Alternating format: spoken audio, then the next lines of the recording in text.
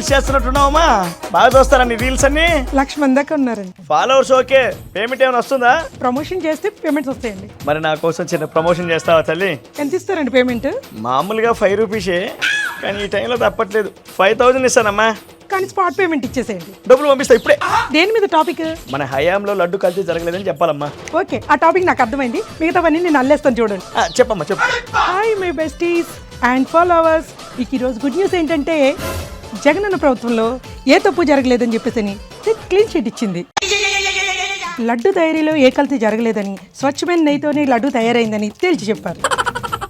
అందుకే నేను చెప్తున్నాను మై ఫాలోవర్స్, జగనన్నది మంచి పాలన, చెయ్యొద్దు హేళన. అన్న మనసు అద్దం, అన్న నోటికి రాదు అబద్ధం.